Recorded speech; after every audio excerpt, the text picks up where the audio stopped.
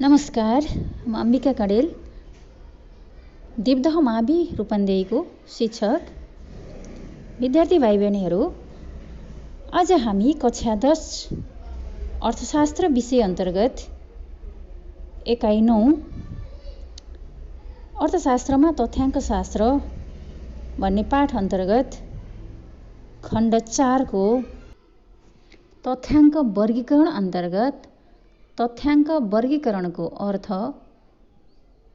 तथ्याङ्क वर्गीकरणको प्रयोजन र तथ्याङ्क वर्गीकरणका तरिका वा विधिहरूबारे छलफल गर्नेछौँ। विद्यार्थी भाइ बहिनीहरू, तथ्याङ्क वर्गीकरण भनेको के हो त? तथ्याङ्क वर्गीकरणको अर्थबारे अब हामी छलफल गर्नेछौँ। अनुसन्धानकर्ताको पहिलो काम तथ्याङ्कको सङ्कलन गर्नु हो। तथ्याङ्क सङ्कलन विभिन्न स्रोत तथा विधिबाट गर्ने गरिन्छ। सङ्कलन गरिएका तथ्याङ्कहरू सुरुको अवस्थामा अव्यवस्थित हुन्छन्। यस्ता तथ्याङ्कलाई कोरा तथ्याङ्क भन्ने गरिन्छ। यस्ता कोरा तथ्याङ्कहरू विश्लेषणका लागि उपयुक्त मानिँदैनन्। त्यसैले यस्ता कोरा तथ्याङ्कलाई विभिन्न आधारहरू तयार गरी वर्गीकरण गर्नु पर्दछ।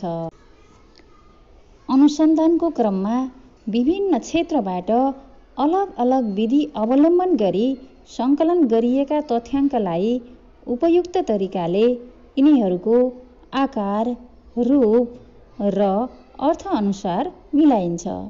यसरी तथ्याङ्कको तथ्याङ्कीय अनुसन्धानको लागि विशेषता र समान समूहको आधारमा विभाजन गर्ने प्रक्रियालाई नै वर्गीकरण भनिन्छ।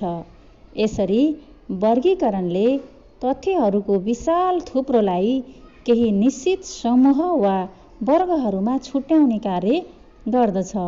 त्यसैले वर्गीकरणका विभिन्न वर्गहरूको एकाइ सबै कुराहरूमा समान नभएर कुनै एउटा विशेष गुण अनुसार समान हुन्छ। त्यसैले मूल रूपमा वर्गीकरणको उद्देश्य तथ्यहरूलाई अर्थपूर्ण र सरल बनाउनु हो। विद्यार्थी भाइ बहिनीहरू, अब हामी तथ्याङ्क वर्गीकरणको प्रयोजनका बारेमा छलफल गर्नेछौँ। तथ्याङ्क वर्गीकरणको प्रयोजन, use of classification of data. तथ्याङ्क वर्गीकरणको प्रयोजन भन्नाले तथ्याङ्क वर्गीकरण किन गरिन्छ भन्ने प्रश्नको जवाफ भन्ने बुझिन्छ। पहिलो पटक सङ्कलन गरिएका तथ्याङ्कहरू अव्यवस्थित रूपमा छरिएर रहेका हुन्छन्। ती तथ्याङ्कबाट सही निष्कर्ष निकाल्न पनि गाह्रो हुन्छ। त्यसैले सङ्कलित तथ्याङ्कहरूलाई वर्गीकरण गर्नुपर्ने हुन्छ। तथ्याङ्कको वर्गीकरण विभिन्न प्रयोजनका लागि गरिन्छ। ती प्रयोजनहरूलाई हामी बुदागत रूपमा व्याख्या गर्नेछौँ। नम्बर 1, तथ्याङ्कलाई संक्षिप्त रूपमा प्रस्तुत गर्न। ठुलो समूहमा अव्यवस्थित रूपले रहेका कोरा तथ्याङ्कबाट अनावश्यक कुराहरू हटाएर तथ्याङ्कलाई संक्षिप्त रूपमा प्रस्तुत गर्न तथ्याङ्क वर्गीकरणको प्रयोग गरिन्छ। यसले गर्दा तथ्याङ्क सजिलै बुझ्न सकिने हुन्छन् र तथ्याङ्कमा भएका मुख्य विशेषताहरू पनि सजिलै थाहा पाउन सकिन्छ। नम्बर 2, तथ्याङ्कको तुलना गर्न, अर्थात् तथ्याङ्कलाई तुलनात्मक र तर्कसाध्य गर्न योग्य बनाउन। तथ्याङ्कको वर्गीकरण विभिन्न प्रकारले गरिएको हुन्छ। वर्गीकरणले विभिन्न प्रकारको तथ्याङ्कलाई तुलना गर्न मद्दत गर्दछ। जस्तै एउटा कक्षामा अध्ययन गर्ने विद्यार्थीहरूलाई लिङ्गका आधारमा वर्गीकरण गरी छात्र र छात्राको समूहमा छुट्याउन सकिन्छ। यसरी छुट्याइसकेपछि छात्रा र छात्राहरूको शैक्षिक उपलब्धि स्तरबीच तुलना गर्न पनि सकिन्छ। यसरी 2 वा 2 भन्दा बढी समूहमा रहेका तथ्याङ्कहरूको तुलना गर्नका लागि वर्गीकरणको प्रयोग गरिन्छ। अब नम्बर 3, अन्तरसम्बन्धको अध्ययन गर्न। दिएको तथ्याङ्कलाई 2 वा 2 भन्दा बढी विशेषताका आधारमा वर्गीकरण गरी ती आधारहरू बीचको सम्बन्धको अध्ययन गर्न सकिन्छ। नम्बर 4, अन्य तथ्याङ्कीय कार्यलाई सरल बनाउन। तथ्याङ्कको वर्गीकरणले अव्यवस्थित रूपमा रहेका तथ्याङ्कहरूलाई तिनीहरूको समान विशेषता अनुरूप वर्गीकरण गरी तथ्याङ्कीय अन्य कार्यहरू जस्तै तालिकीकरण, चित्रात्मक तथा रेखाचित्रात्मक प्रस्तुतीकरण, तथ्याङ्कको विश्लेषण र व्याख्या गर्न सघाउ पुर्याउँदछ। वर्गीकरण गरिएका तथ्याङ्कबाट मध्यक, मध्यिका, बहुलक आदि निकाल्न सजिलो हुन्छ। विद्यार्थी भाइ बहिनीहरू, अब हामी तथ्याङ्क वर्गीकरणका तरिका वा विधिहरू बारे छलफल गर्नेछौँ। तथ्याङ्क वर्गीकरणका तरिका वा विधिहरू, methods of classification of data. तथ्याङ्क वर्गीकरण गर्ने धेरै विधिहरू छन्। यसमध्ये भौगोलिक जियोग्राफिकल तरिका एउटा हो, जस अन्तर्गत ठाउँ, प्रान्त वा क्षेत्रका आधारमा तथ्याङ्कको वर्गीकरण गरिन्छ। त्यसै गरी समयक्रम अनुसार पनि तथ्याङ्कको वर्गीकरण गरिन्छ।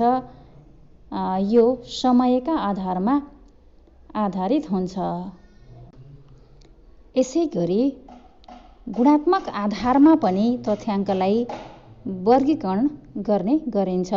गुणका आधारमा जस्तै इमान्दारिता, सुन्दरता, लिङ्ग, साक्षरता आदिका आधारमा तथ्याङ्कलाई वर्गीकरण गर्ने गरिन्छ। यस्तै गरी परिमाणात्मक आधारमा पनि तथ्याङ्कको वर्गीकरण गरिन्छ।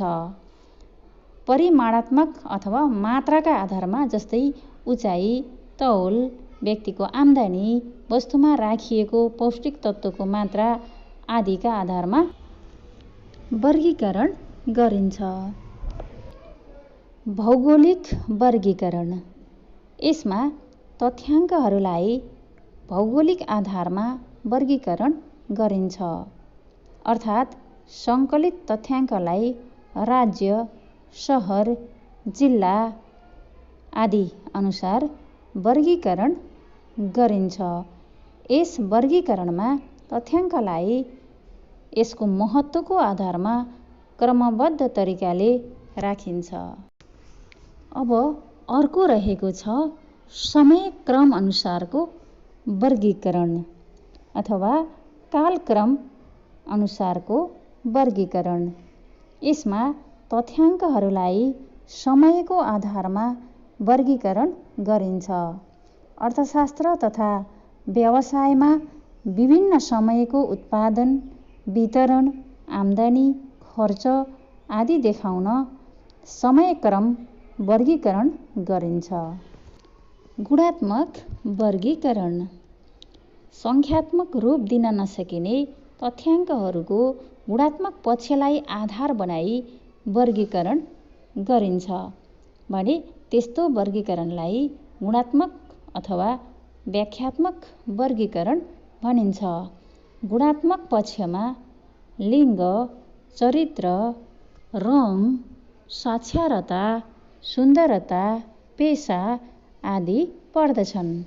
यस्तो वर्गीकरणमा तथ्याङ्कका सम्पूर्ण एकाइलाई तिनीहरूमा कुनै गुण भए वा नभएको आधारमा वर्गीकरण गरिन्छ। जस्तै कुनै निश्चित जनसङ्ख्यामा कति मानिसहरू साक्षर वा निरक्षर छन् भन्ने आधारमा उक्त जनसङ्ख्यालाई वर्गीकरण गर्नु गुणात्मक वर्गीकरण हो। अर्को विधि रहेको छ परिमाणात्मक वर्गीकरण विधि। परिमाणात्मक नापहरूको तथ्याङ्क जस्तै उमेर, उचाइ, तौल, मूल्य, उत्पादन, खर्च, बिक्री, नाफा आदि अनुसार गरिने वर्गीकरणलाई परिमाणात्मक वर्गीकरण भनिन्छ। यसमा तथ्याङ्कहरूलाई चर भ्यारिएबलको रूपमा जनाइन्छ। विद्यार्थी भाइ बहिनीहरू, अब हामी आजको पाठको अन्तमा आइसकेका छौँ। अन्तमा आजको पाठसँग सम्बन्धित केही प्रश्नहरू। प्रश्न नम्बर 1, तथ्याङ्क वर्गीकरणको अर्थ र त्यसको प्रयोजनको बारेमा चर्चा गर्नुहोस्।